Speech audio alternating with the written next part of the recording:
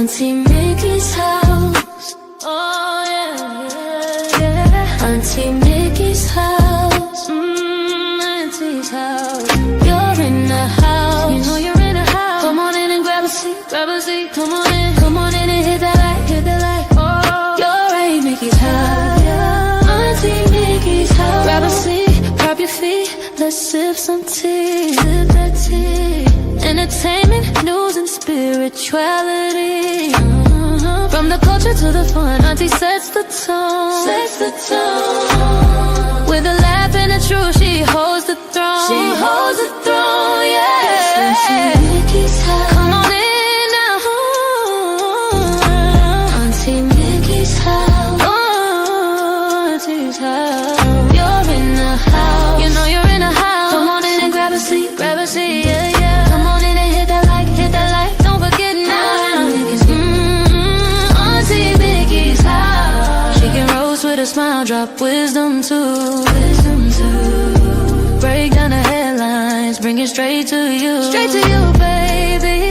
Community strong, conversation grown. Grown talk, baby.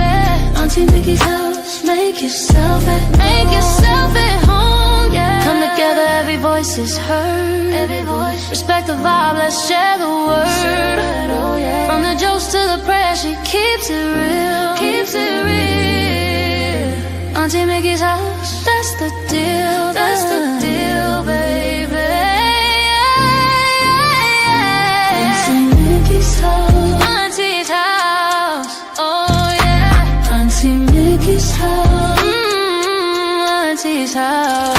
On in the house. You know you're in the house. Come on in and grab a seat. Grab a seat. Come on in and hit the light. Hit the light, hit the light. You're at Auntie Mickey's. Yeah, yeah. Auntie Mickey's house. Auntie Mickey's. Auntie Mickey's house.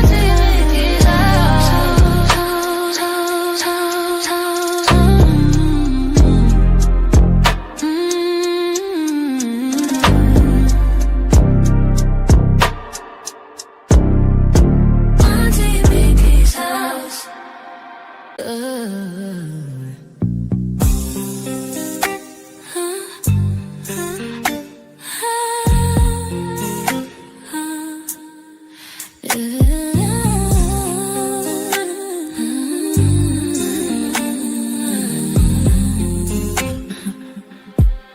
It's Auntie Mickey's house. Oh yeah, yeah, yeah. Auntie Mickey's house.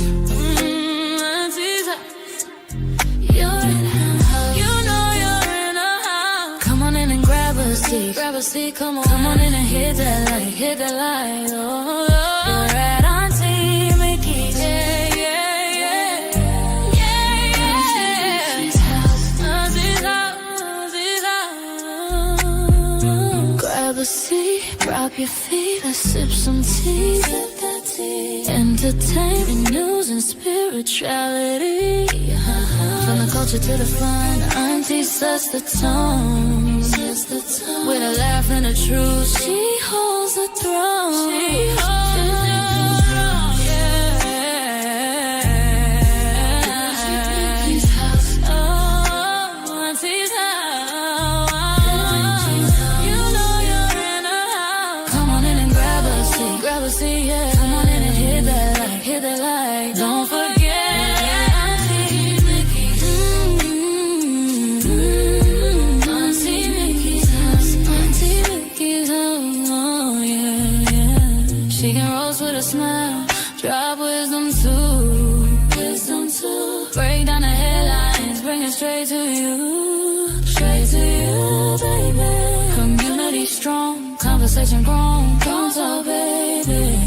Auntie Mickey's house. Make yourself at home, yeah. Come together, every voice is heard. Every voice. Respect the vibe, let's share the word. Oh yeah. From the jokes to the prayers, she keeps it real. Keeps it real. That's the deal. That's the deal, baby. Auntie Mickey's house. Auntie's house. Oh yeah. You know you're in a house. Come on in and grab a seat. could see. Come on in and hit the light. Oh, you're Auntie Mickey's. Yeah. Auntie Mickey's house. Auntie Mickey's house. Auntie Mickey's house. Oh.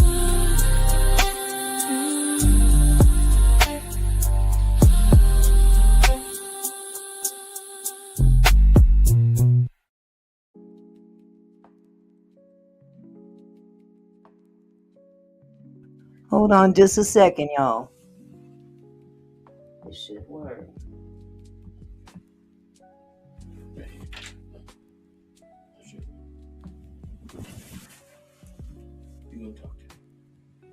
Hey, what's up, everybody? Me and Unc's trying to figure out something here. His phone ain't getting no Wi-Fi, y'all.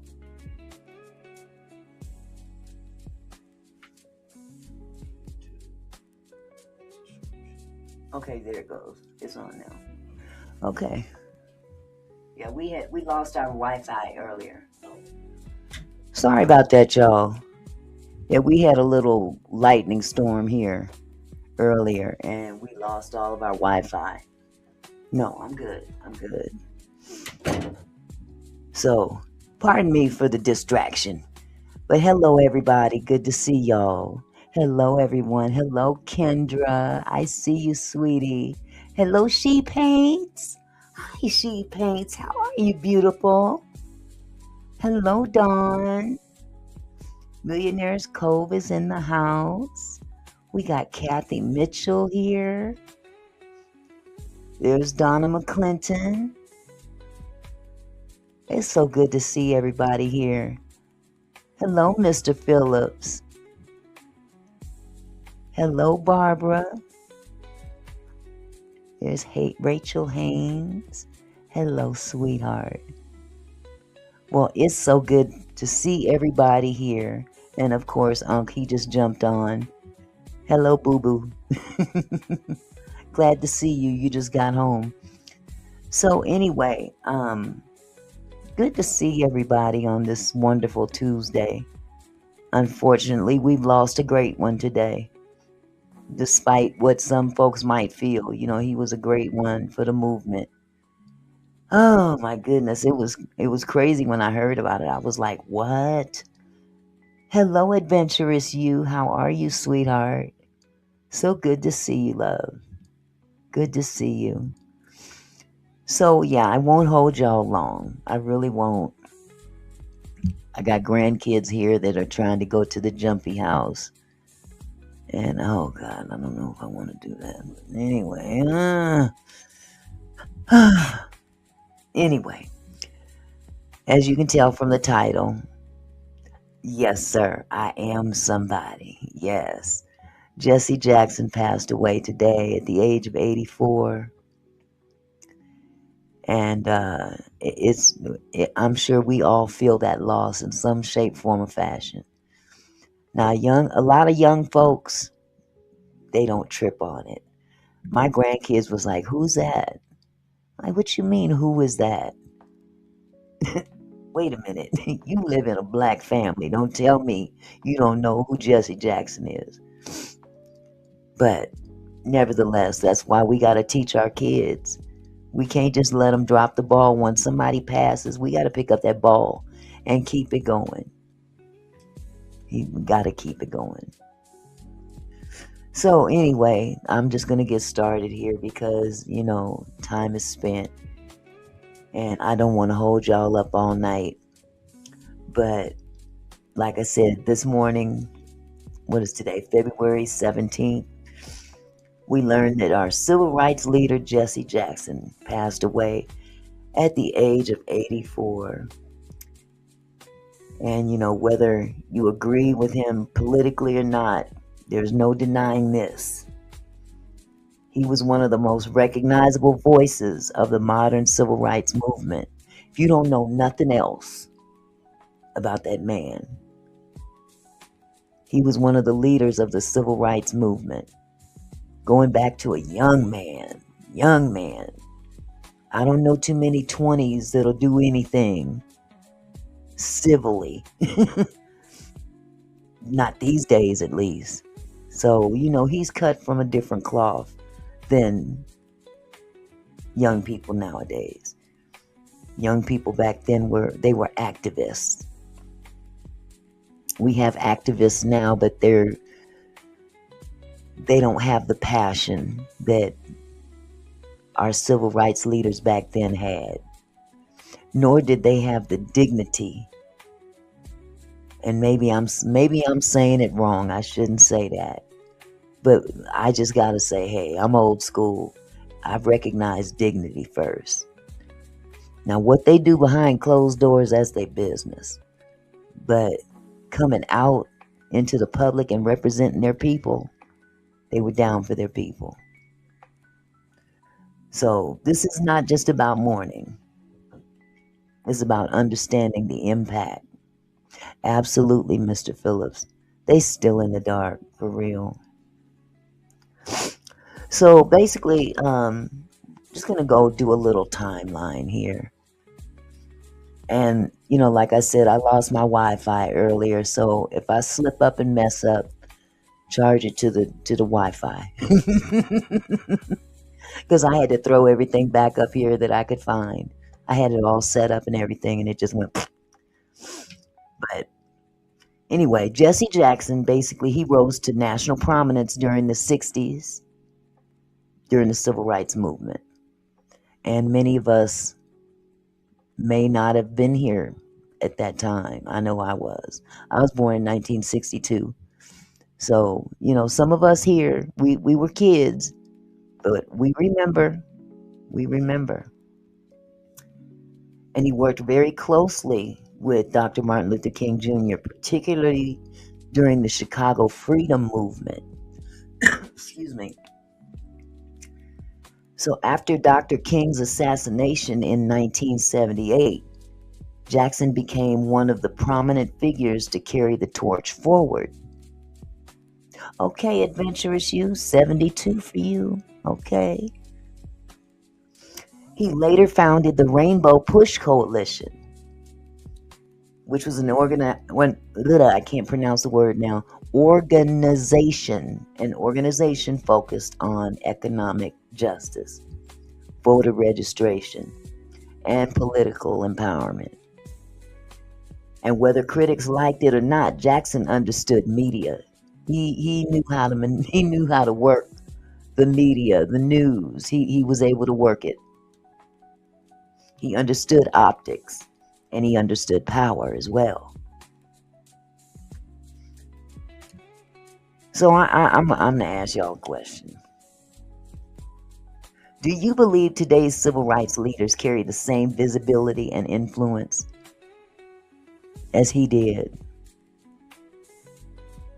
Because we talking about Jesse, we talking about Al Sharpton, we talking about Martin Luther King, we're talking about Malcolm X, Medgar Evers.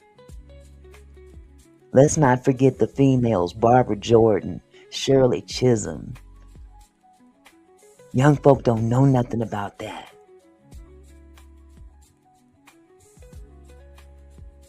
So a lot of people don't even, well, we know, but a lot of younger people don't even understand the fact that this man ran for the presidential office twice,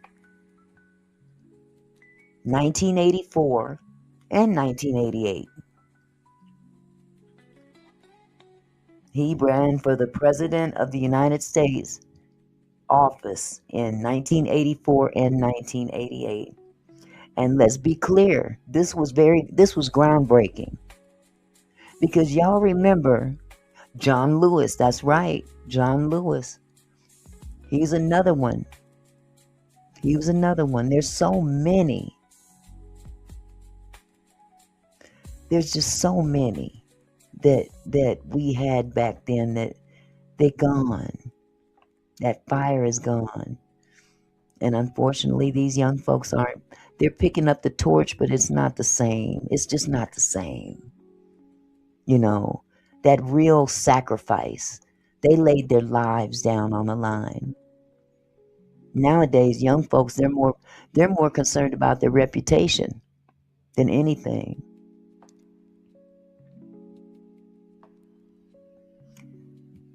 So a black man running a serious presidential campaign in the 1980s was like crazy. It was crazy. It was unheard of. It was unheard of back then. Winning primaries, building multiracial coalitions, that was not symbolic, that was structural. And I don't know if you guys recall, one of the most vivid memories I have, one of the most vivid memories that I have when Obama won the presidency is they immediately turned the camera to Jesse Jackson in the audience. That man had tears streaming from his eyes. And it brought me to tears just seeing him crying, because I could identify what he'd been through, because I've watched my grandparents, my father. We were younger, but our parents represent those people. Those same people that we grew up with in the same house as us. He represented them. And to see that man in tears when Obama won the presidency, it just brought it all back home.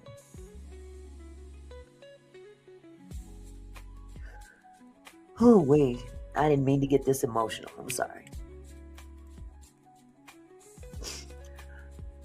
But his 1988 campaign did reshape the Democratic primary process. So some political historians argue that without Jesse Jackson, the pathway to Barack Obama decades later would have looked very, very different. And that's worth discussing. So I pose this next question. Do you think his campaigns changed American politics permanently? Or was it just a fly-by-night thing? Because it started with him in terms of running for an election of that magnitude at that time.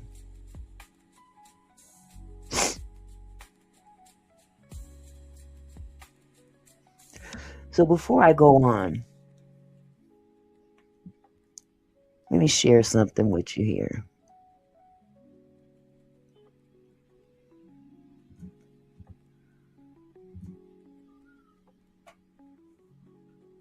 Hold it.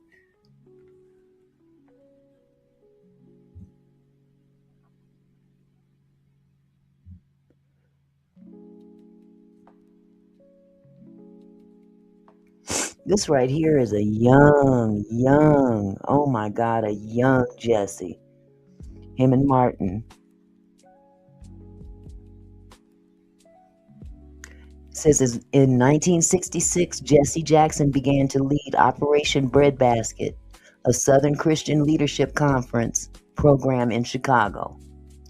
Often seen as Martin Luther King's protege, Jackson quickly earned a place among King's inner circle. Although King found Jackson's ambition troubling at times, SCLC Executive Vice President Andrew Young, that's another one, Andrew Young, and he's still here too. He's still alive. We got to remember these brothers. Andrew Young called Jackson a natural-born leader. Hello, Camille. Jackson was born in Greenville, South Carolina, on October 8, 1941, to an unmarried teenage mother.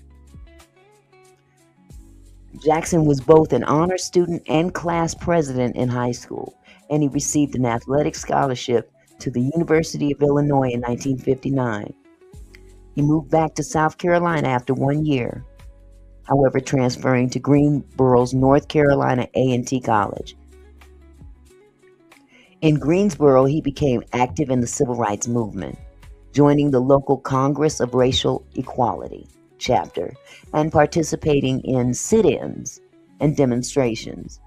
Now, I don't know if y'all, I'm going to stop right there for a second. I don't know if y'all remember those, but I remember my grandmother telling me about those sit-ins down in Nashville. at the Woolworth counter, and they were brutal. But our kids don't get to see this kind of history. They don't see this kind of history. What not just black people, white people too, put their lives on the line. But black people were not allowed to sit at the Woolworths counter and have lunch. And these students got together and they said, bunk this. We're going to sit at this counter and you're going to serve us. And they spit on them. They threw food on them. They beat on them. You name it. They did all those things to those young people. And he was one of them. He was one of the young people that sat at those places and led those demonstrations. Aware of SCLC's work at the time, a precocious Jackson wrote King, "Dear Sir, I don't think you'll ever bring God to Albany, Georgia, for he's wise enough to wait till E equals MC square brings change there. Best of luck, though." That was from Jesse Jackson, dated August 7th, 1962. That was a month before I was born. Lord have mercy. In 1964, Jackson graduated from college and moved to Chicago on a Rockefeller grant to study at Chicago Theological Seminary.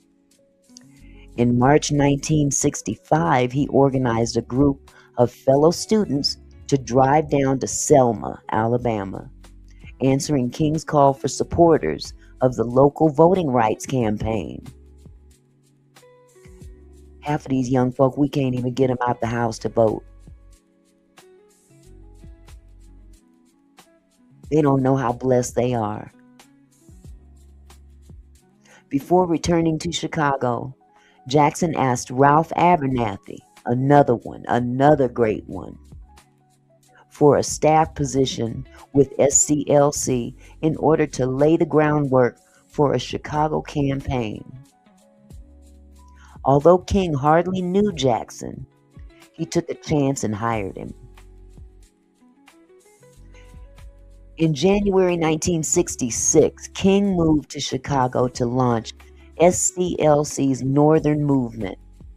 Jackson soon dropped out of seminary to help King full-time, becoming the Chicago coordinator of SCLC's economic development and empowerment program, Operation Breadbasket. King was impressed by Jackson's ability to lead Breadbasket, saying, "We knew he was going to do a good job, but he's done better than a good job." Jackson was soon promoted to national leader of Operation Breadbasket. King told a Chicago audience that no one could be more effective than Jackson. This was dated January 6, 1968. That's the year that Martin Luther King was assassinated. Months later from there. Despite King's praises of Jackson's work, a few days before King's assassination, he criticized Jackson for following his own agenda rather than supporting the group. Jackson, hurt by his mentor's disapproval, told him everything's going to be all right. King angrily replied that everything was not going to be all right and that he needed Jackson and all of the SCLC staff to work toward a common vision for America. King and Jackson reconciled in Memphis, Tennessee, after King called Jackson in Chicago and asked him to join him. "Hi, Jess." Jackson was talking with King from below the balcony of the Lorraine Motel when King was killed. After King's death in April 1968, Jackson continued to run Operation Breadbasket, following in King's footsteps. He was an ordained Baptist minister. Newspaper articles after King's death called him King's successor and wrote of him as the most persuasive black leader on the national scene, emerging rights leader. Despite tensions among the SCLC leadership, Jackson stayed with SCLC until 1971 when he formed his own organization, People United to Save Humanity, or PUSH. In 1984, Jackson founded the National Rainbow Coalition, a social justice organization, and sought the Democratic Party's presidential nomination, winning 3.5 million votes and helping to register 1 million new voters. In his second bid for the nomination in 1988, Jackson won several primaries before being defeated by Massachusetts Governor Michael Dukakis. In 1996, the National Rainbow Coalition merged with PUSH to form the Rainbow PUSH Coalition. Jackson's latest organization, the Wall Street Project, continues Operation Breadbasket's mission to create economic opportunities for minorities.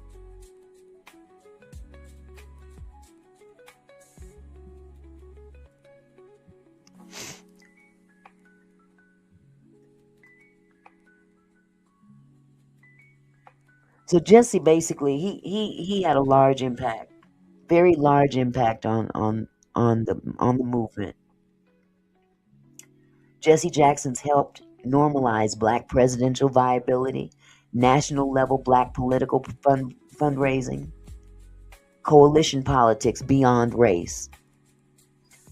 He was one of the first modern figures to push the idea that marginalized communities needed not just protests, but political infrastructure. And that matters because movements without political strategy often stall. Whether you admired him or critiqued him, his fingerprints are all over modern American politics.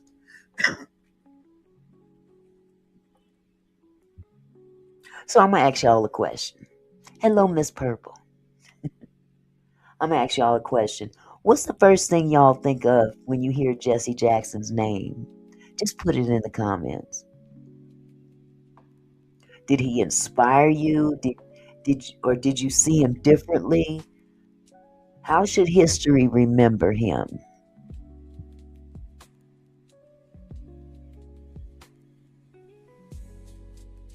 I'll wait. But what is the first thing you think of when you hear Jesse Jackson's name? Adventurous, you said civil rights. Okay. Did he inspire you? Did you see him differently? How should history remember him? Automatic tax returns, said Hunter College. Camille says, keep hope alive. Keep hope alive. Adventurous You said Black history. Kathy says leadership. Barbara says activism. All of these things are him. They're him. Dawn said civil rights. Mr. Phillips said rainbow people.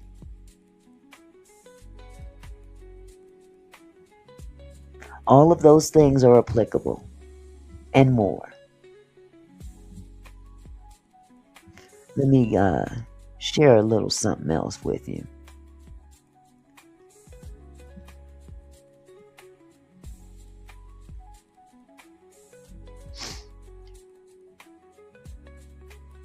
This is a little quote from The Guardian from 2015.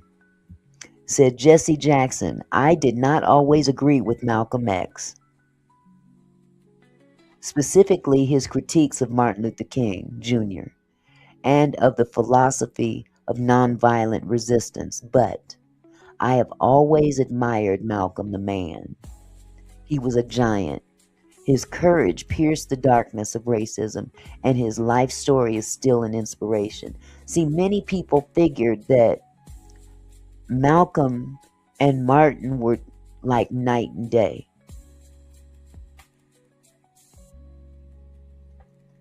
And to a certain degree, they were. Here we had Martin that was, turn the other cheek, peaceful protest. Martin was like, by any means necessary. But they finally came together and realized a common goal. And I think part of it had to do with Malcolm taking that trip to Mecca when he saw white people, black people of all races that shared the same belief as him. That was his wake-up call.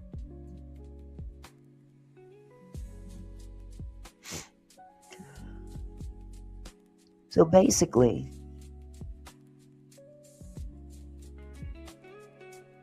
we've got a lot of answers as to what his name reminds you of, or what you think of when you hear his name. Millionaire's Cove says how his campaign shattered racial barriers. Okay, Barbara. Barbara said Jesse had a baby with one of my classmates. Okay. We not trying to drag the mess in here, Barbara. He was human. Let's just say he was human. Miss Purple said togetherness is one. Dawn says I think of a pastor as well. Automatic tax return said very handsome. He made a speech there. I was there. He was impressive.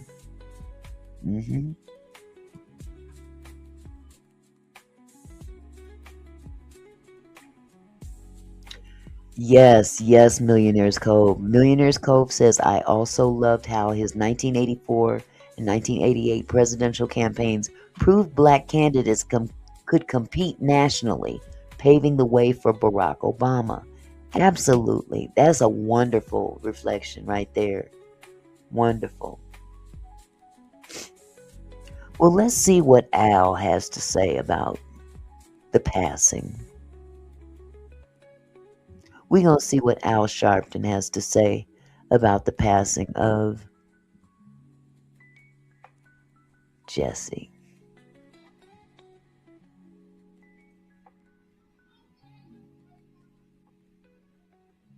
The world continues to mourn the death of civil rights leader Jesse Jackson this morning. Reverend Al Sharpton addressed the press this hour on Jackson's death. Here's a bit of what he had to say just moments ago. On a broader level, Jesse Jackson changed American politics. Jesse Jackson changed the civil rights movement. He was a consequential and transformative figure. And he changed New York politics. Let me go in that order. One, it was when Dr. King died, was killed in '68.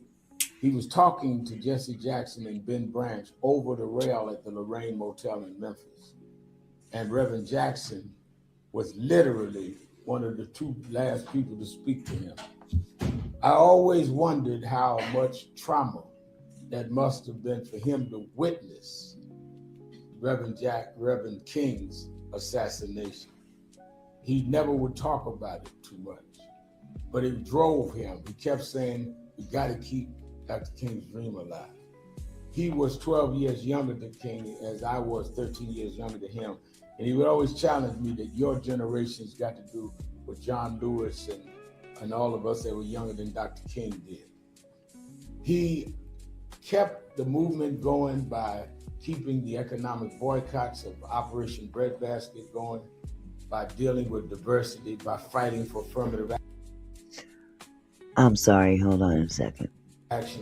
You must remember when the late 70s and 80s, when Reaganism rose and there was this backlash on civil rights. Jesse Jackson took the front with John Lewis and others to restore what Dr. King had done. We romanticized the 60s like they were never challenged. They were challenged. They most definitely were challenged. And even our kids don't even know just how challenged they were. And when I say they, I mean all black people that participated in that struggle. Now, every now and then you might see a little clip here and there when they're hosing the kids down in the streets like dogs, or sicking the dogs on black people as they peacefully protested. And when they did peaceful protests back then, they were nothing like they are now. They were literally peaceful. They sang songs. They didn't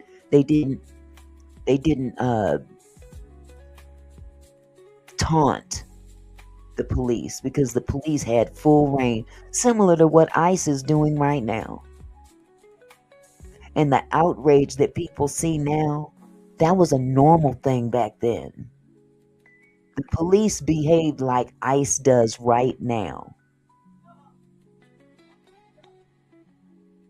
See, it took very strong, courageous black people to lay their lives on the line so black people can have the right to protest in the street and speak their minds.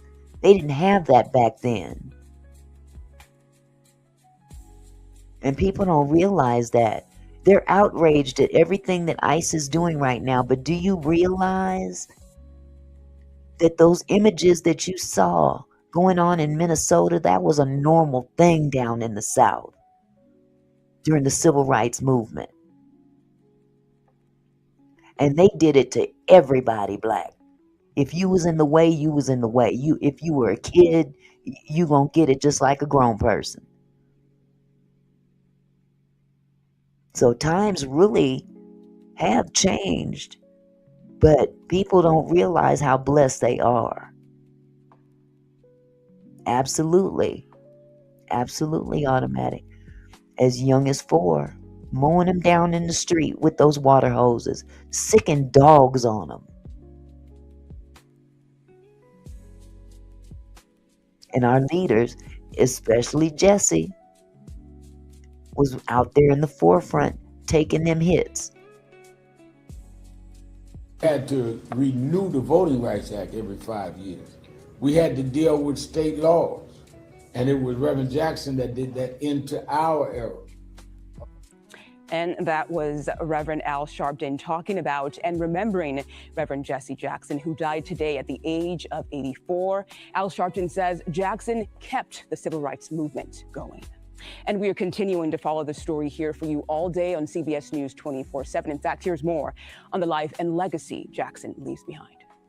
The people must unite to save humanity. Yeah. The preacher, civil rights activist, and presidential candidate was born in Greenville, South Carolina in 1941. I was born next door to a white church. I could only attend as a janitor. In his 20s, Jesse Jackson gained national attention as an aide to Martin Luther King Jr. and a leader of the Southern Christian Leadership Conference. A shot cracked out from across the street, dropping him to the floor. He was in Memphis on April 4th, 1968, when King was assassinated. The white people's best friend is dead. King's murder sparked tension between Jackson and other civil rights leaders as they struggled over who would lead their movement.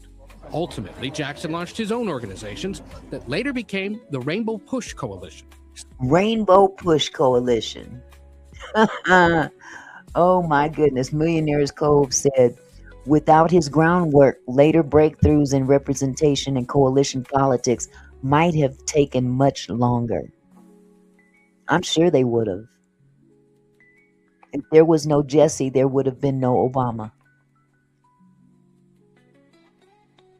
If there was no Obama, there would have been no Kamala. You see what I'm saying? Still advocating today for black economic and political empowerment. We shall fight this institutional racism wherever we see it. He also became an international hostage negotiator. In 1984, he helped win the release of an American pilot from Syria. Later, he'd broker freedom for Americans held in Cuba, Iraq, and Kosovo. To the White House! His activism and diplomacy buoyed Jackson's first campaign for president, in 1984. We do not just need a new president, we need a new direction. Our leaders are talking too little to too many leaders in this world. Jackson ended up placing a stronger than expected third in the Democratic primary. In 1988, his second campaign focused on increasing government spending and U.S. support for the Third World. But he came up short once again. We must never surrender. America will get better and better. After campaign politics, Jackson was a talk show host and was an early supporter, but occasional critic, of Barack Obama's presidential bid, famously photographed in Chicago's Grant Park on election night There you go. 2008. That broke my heart right Initially there. diagnosed with Parkinson's disease, Jackson revealed in 2025 he'd been battling progressive supranuclear palsy, a long-term degenerative brain condition. But his public appearances continued, more as a supporter of a new generation of activists In the filibuster. fighting for voting rights, fair housing, and police reform. Echoing the same message he spent years preaching. Mr. Phillips said it was a blueprint for all black people. I only wish all black people paid attention to that blueprint. We live in a different time now. We really do. And I'm not saying all black people. By no means do I mean that. But it's something that we need to really start instilling in these younger people. These young kids don't know jack. Because they're not teaching. They're not teaching them the history. Our history is rich. They're not just stories. They're the basis of where these kids are headed. And we don't want them to take it for granted. We got a man in the White House right now that wants to take all that away. He wants to take it all away. Throw us right back into when they were mowing kids down in the street, mowing black folks down in the street with water hoses. That's where he wants us to be. And if we don't pay attention, we could definitely backpedal. If people don't pay attention and guard what we've already established, it can easily be backpedaled. Can't stop us now. Moving on up. Keep hope alive.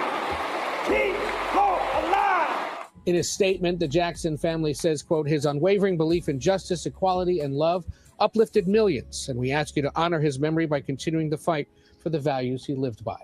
All services commemorating Jackson's life will be held in his home city of Chicago.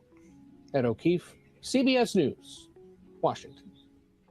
And that was a look there at the legacy of Reverend Jesse Jackson, who again died today at the age of 84. Thanks to Ed O'Keefe for that report. Yes. So today basically marks the end of an era. The generation that marched in the 60s, that stood shoulder to shoulder in the streets and in churches and in courtrooms, is slowly passing on. And history is actually shifting. Now, Jesse Jackson, he wasn't perfect, but he was present. And he was visible. He was loud when it wasn't safe to be loud. And whether people loved him or criticized him, he moved the political needle. Rest in power, brother. Millionaire's Cove says it makes me so sad to see our generation now not understanding what our forefathers had to endure to get us where we are, and how quickly they are trying to push us back 100 years. You hit the nail on the head, sweetie. Well, like I said, I wasn't going to hold you guys up all night. So let me just play a little something for you before we close out this live. Hold on a second.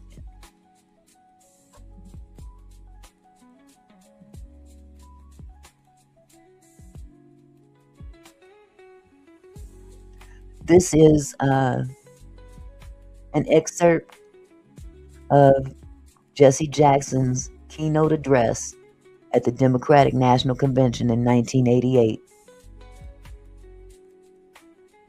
Hold on just a second.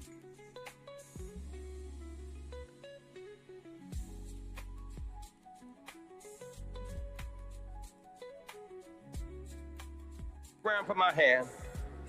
I'm My sorry. mother, a working. Let me start it to the beginning. Jesse Jackson, you don't understand my situation. You'll be on television. You don't understand. I see you with the big people. You don't understand my situation. I understand. You see me on TV, but you don't know the me that makes me me. They wonder why does Jesse run? Because they see me running for the White House. They don't see the house I'm running from.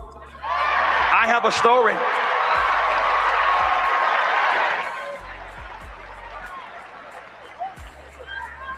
I wasn't always on television. Writers were not always outside my door. When I was born late one afternoon, October 8th, in Greenville, South Carolina, no writers asked my mother her name. Nobody chose to write down our address. A mama was not supposed to make it, and I was not supposed to make it. You see, I was born a teenage mother who was born a teenage mother. So don't let folks fool you. A lot of older folk, we got to get out of this. Oh, these young folks is just running rampant. Let's be real about it. Some of us was running rampant back then too. He was born to a teenage mother who had been born to a teenage mother. So that ain't nothing new under the sun. And I say all that because we seem to be depicted as people that just can't seem to get it together and hold a man or hold a woman. You know what I'm saying? Oh, we're just running amok out there. Having babies, all these welfare babies. Everybody ain't on welfare. Just because you a teenage mother doesn't make you a failure. And he certainly wasn't a failure. Hello, Polly. I just wanted to throw that in there because I get tired of hearing people talking about all these teenage mamas. Not all teenage mamas are failures. I understand. I know abandonment and people being mean to you and saying you're nothing and nobody and can never be anything. I understand. Jesse Jackson is my third name. I'm adopted. When I had no name, my grandmother gave me her name. My name was Jesse Burns till I was 12. So I wouldn't have a blank space. She gave me a name to hold me over. I understand when nobody knows your name. I understand when you have no name. Oh boy, that rung a bell with me. That rung a bell with me right there. It was my grandparents that the same thing that his grandmother did for him is what my grandparents did for me. Because that's what grandparents did back then. They pick up the pieces and pick them up and give them some dignity. Oh, Jesus. I understand. I wasn't born in the hospital. Mama didn't have insurance. I was born in the bed at house. I really do understand. Born in a 3-room house, bathroom in the backyard, slop job by the bed, no hot and cold running water. I understand. Wallpaper used for decoration? No. For a windbreaker.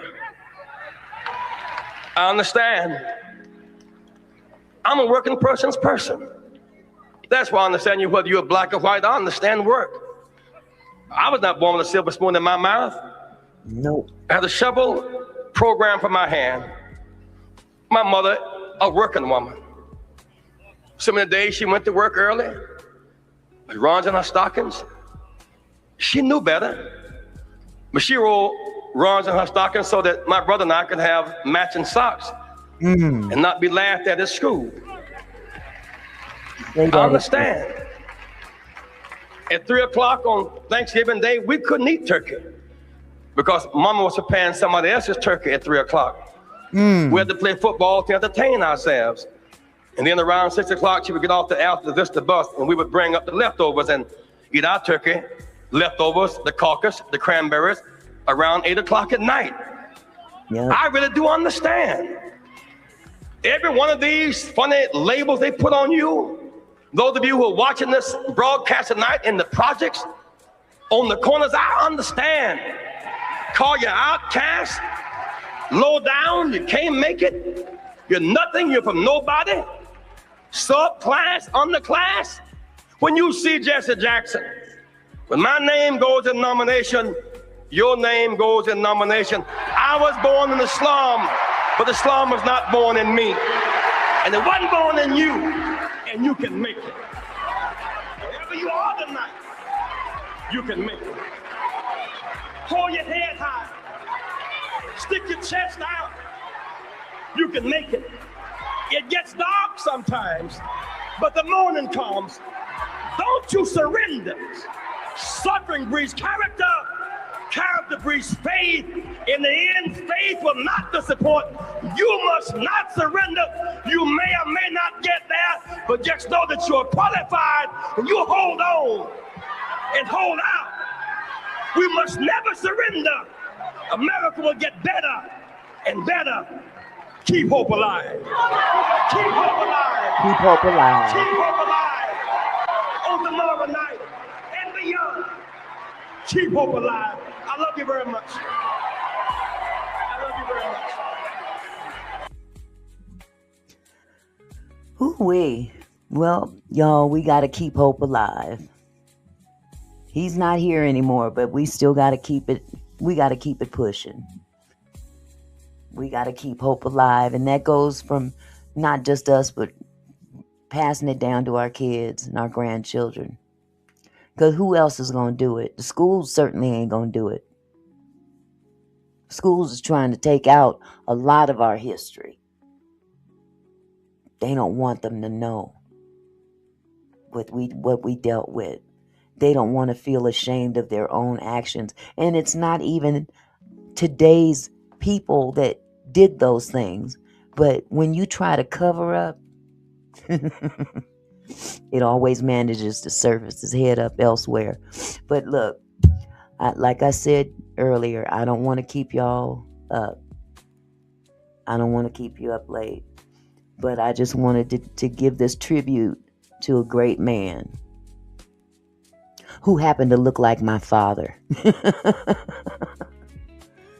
But rest in power, brother. Rest in power. I thank you guys for being here tonight. And if you found any value in this discussion, please hit the like button. It don't cost you a thing. We'll continue to cover the historical moments of this country in real time. But we got to teach our kids. We really do. We can't hide them from it any longer. So with that said, y'all, have a wonderful evening. And again, I thank you guys all for coming tonight. And keep hope alive. God bless y'all. Good night.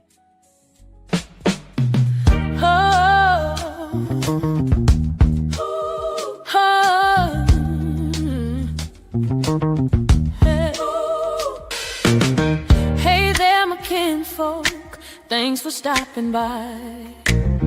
Auntie Mickey's house, where we reach for the sky. Every comment and smile, you make my heart glow. Together we're strong, together we grow. From gossip to politics, we cover it all. Sharing laughs and thoughts, having a